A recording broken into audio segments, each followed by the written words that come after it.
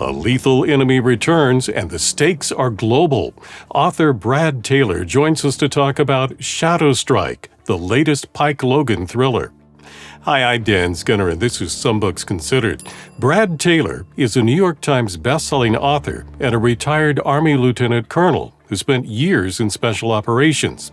His Pike Logan novels draw heavily on that experience, combining global intrigue with plenty of action.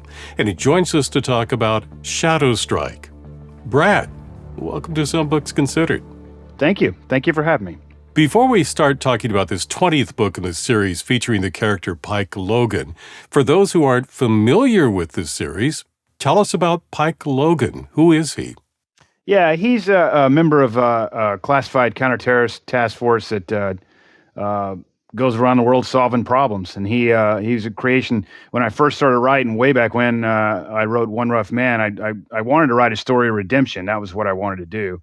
That was the theme I wanted to do. And I hadn't had any instruction on how to write.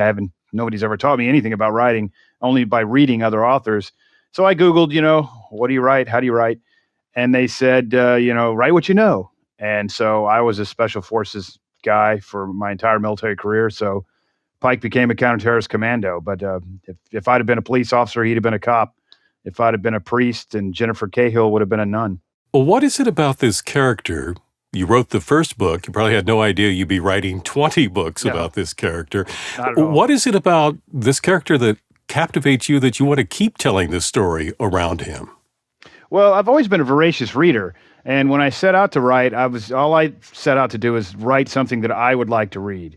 And so that continues on to this day. When I'm crafting a story, it's like, what would I like to see Pike do? What would I like to read if I were going to read this story? And so my wife says I'm Walter Mitty. I'm always coming up with stories. And so that's basically how I put them on the page. Well, speaking of stories, where do you take readers this time? Yeah, Shadow Strike is, it's about, believe it or not, it's kind of topical. The asymmetric threat from Hezbollah and Iran and their Quds force, how they project power through asymmetric means throughout the world. So this one's basically primarily set in Argentina. I was doing some research. I'm also still keep my hand in national security affairs. And after the October 7th attacks against Hamas, when they did the October 7th attacks, we started looking, okay, what could threaten us? And obviously, we're worried about Israel, but the Hamas is kind of a one-trick pony in the Gaza Strip, and that's about all they can do. But Hezbollah is worldwide. And I started doing research on it and found out that, believe it or not, the preponderance, there's more Hezbollah in the Triple Frontier. Outside of Lebanon, it's the greatest preponderance of Hezbollah in the world, down in the tri-border region of South America. They've done, in 1994, the greatest attack against Israel happened down in Buenos Aires before October 7th. It was done by Hezbollah. And so that piqued my interest, and I started writing the story from there. So, without spoilers, tell us a bit more about this. Pike Logan faces an enemy he has faced before, the Ghost. And I'm curious about why you decided to bring that enemy back again in this latest novel. Yeah, he's a pretty complex character. When I'm writing any of the antagonists, I want him to be three-dimensional. I mean, I've interrogated terrorists. You're really surprised that this guy is an actual human being. He's not. I've never met a Dr. Evil who just says, I want to kill people just to kill people. Hannibal Lecter running around like that. And so I tried to create a character that's really three-dimensional of what his motivations are. I mean, we look at him as doing heinous, horrific things, but in his mind, he's the hero of his own story. And, he's doing what he thinks is right. So he was in Enemy of Mine, my third book, a long time ago. And by the end of the book, I was going to kill him, and I kind of was like, he's a conflicted guy. He's doing bad things, but I kind of liked him. So instead of killing him, I captured him, and he went away to a prison, which is explained, and he's been in prison ever since. I never thought about, okay, what am I to do now? I wish I could predict, in book 20, I think you can bring that guy back. But I was creating a character out of whole cloth, a Hezbollah guy, and I thought to myself, you've got the Ghost. He's in prison. Why don't you just break him out of prison? And so that's kind of how the story starts. And Pike Logan is thinking that he's dealing with an assassination, kind of a one-off event, but he finds out it really has global implications. And again, no spoilers, but what can you tell us about how this plot kind of opens up for him and he realizes much bigger than he initially thought?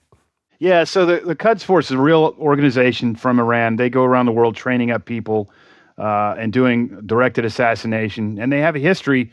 One of the things that sparked this story was we caught some Hell's Angels from Canada who were trying to assassinate a dissident here in the United States. Turned out they'd been hired by the Quds Force, and they hired Hell's Angels in Germany to do the same thing. And so the initial plot is a threat against the Prime Minister of Israel's life, who's going down to Buenos Aires for the anniversary of the AMIA bombing of '94. And as they start to unravel it, they find out it's a three-pronged plot. There's a threat against the United States homeland, as well as a threat in the Middle East. So, as you said earlier, this is kind of eerily prescient in a way. I mean, that part of the world, Iran, is certainly in the news now. Yeah. And I'm curious, as you know, you're obviously keeping your finger on the pulse of what's happening around the world. And when it comes to writing the book, how do you blend fact with fiction to tell the story? Yeah, in this case, it was. I always try to stay current on the cutting edge of what's happening. Take a look at the threat vectors around the world. Try focus on that.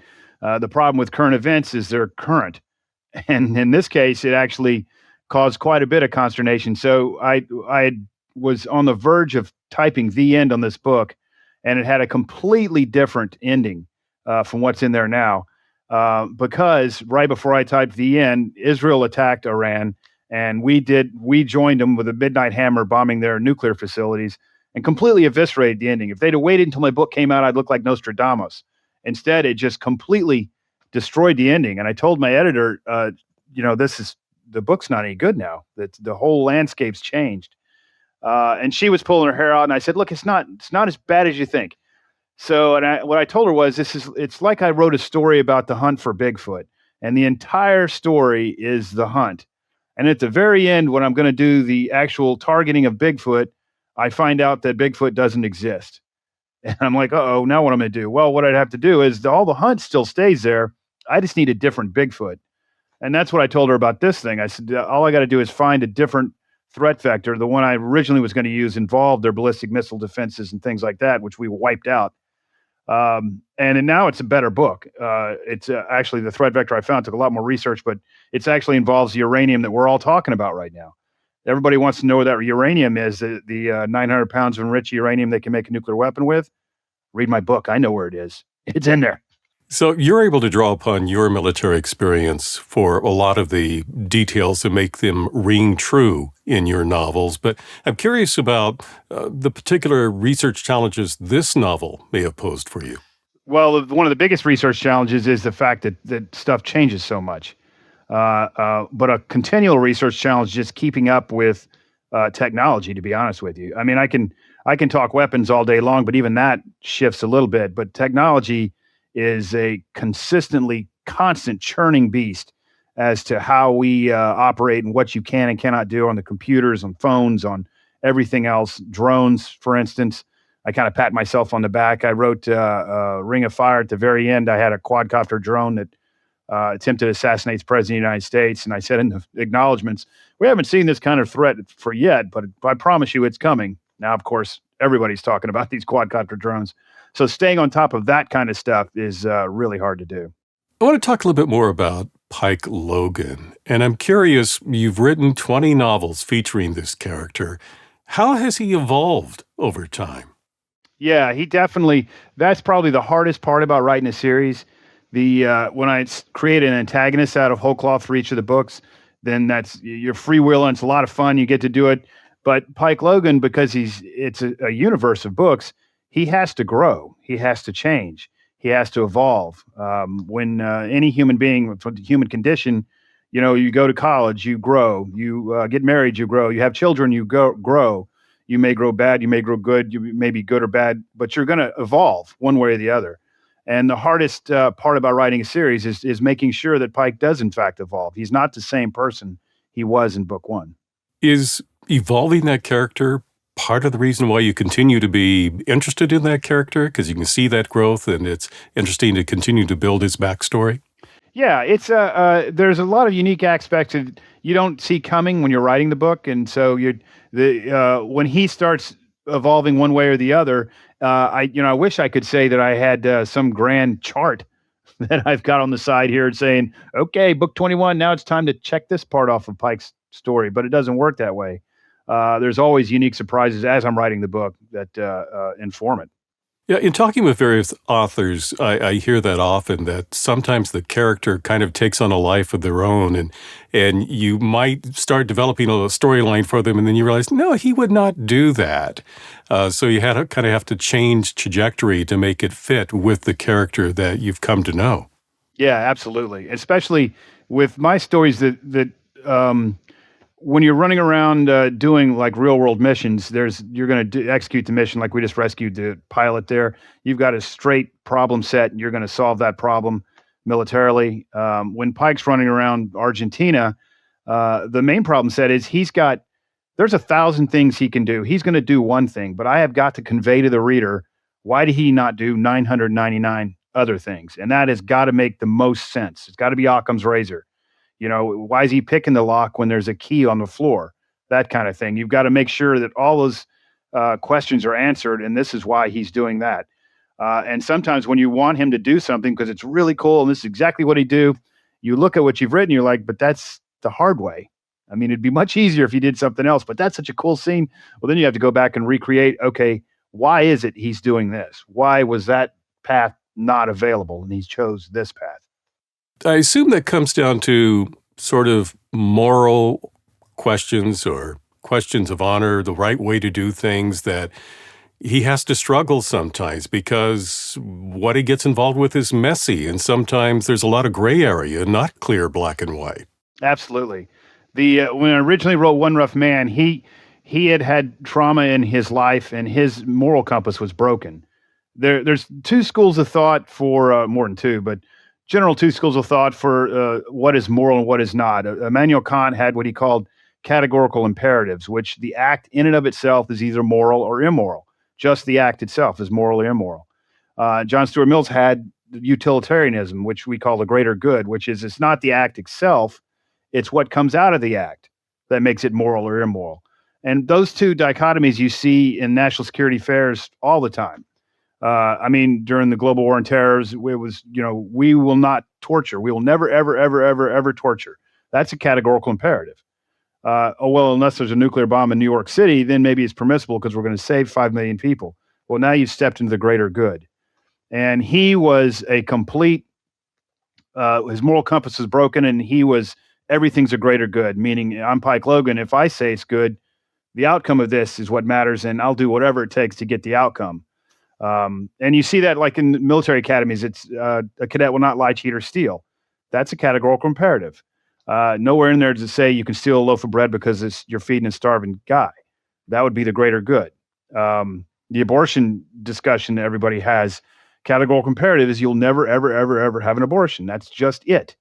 The greater good side would be unless the mother's life's in danger. Now you're allowed to have an abortion. Well, now you've stepped into the greater good. Jennifer Cahill, his partner in crime, she is much more categorical imperative. She looks at certain things and says, that's just not the right. We're not doing that. You cannot, break the law, even if by breaking the law, you get something better out of it. Pike is more like, I'll break whatever law there has to get what's better out of it. Since then, they've both evolved. She has become more gray, and he has gotten back into his original moral compass, where he realizes that there are some things that are categorical imperatives, and other times the greater good does take hold. And Jennifer's gone the other way. She's like, okay, sometimes I can see this. Sometimes it's worth jaywalking if you're going to save a child type thing. And she's grown more into utilitarianism. Well, as we mentioned, this is the 20th book to feature Pike Logan. And I'm wondering, I'm sure in an ideal world, you love that people read all 20 of the books to get a full picture of Pike Logan, but will this book stand alone for people who are brand new to the series? Yeah, absolutely. The only thing that I tell people, you'll get a full background of who Pike is, who the task force is, the threat vectors they are, even the ghost. You'll recognize, you'll see his backstory. The only thing I'll say is there may be, if you're reading a book out of order, you might get a spoiler from another book. It'll have nothing to do with the plot, but some character may mention something to another character from another book that older readers will go, I know what he's talking about. New readers will say, I don't have any idea. And then if they go to that book, they'll say, well, I think I might know what's going to happen here. But they're absolutely standalone in and of themselves. And that actually is one of the harder parts of writing a series, because on the one hand, you don't want to bore the old reader. You don't want to put a PowerPoint up front saying, new readers, read this briefing before starting. But on the other hand, you don't want the old readers to go, here we go again. I got to get this whole backstory on what the task force is and how they operate and where these call signs came from and who this person is. But on the other hand, I have to have a new reader that does understand all that. And so I've become quite adept at dripping that stuff through the book as you go along, so it doesn't, hammer an old reader, but the new reader still gets what he needs to understand. Well, Brad, there's a question I like to ask authors of fiction, and it's this. If you could spend a day in real life with one of the characters from this novel, who would it be and why? From this novel, it might actually be the ghost. Just to pick his brain as why he's doing what he's doing. That would probably be it.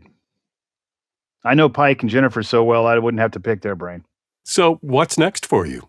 We've just got back from Japan. I'm writing book 21 as we speak, which will involve a threat, AI threat, artificial intelligence threat that's stolen from here by North Korea and is working with the Yakuza in Japan, their mafia. Well, this current book is Shadow Strike, a Pike Logan novel. It's by Brad Taylor. Brad, thank you for talking with me today. Thank you. Thank you for having me. Enjoyed it. If you'd like to purchase Shadow Strike, I've placed a link for you in the description below. If you enjoyed this conversation, please subscribe, like, and click on the bell so you know when I post new interviews. Meanwhile, here are 2 more books you might find interesting. I'm Dan Skinner. Thank you for watching this edition of Some Books Considered.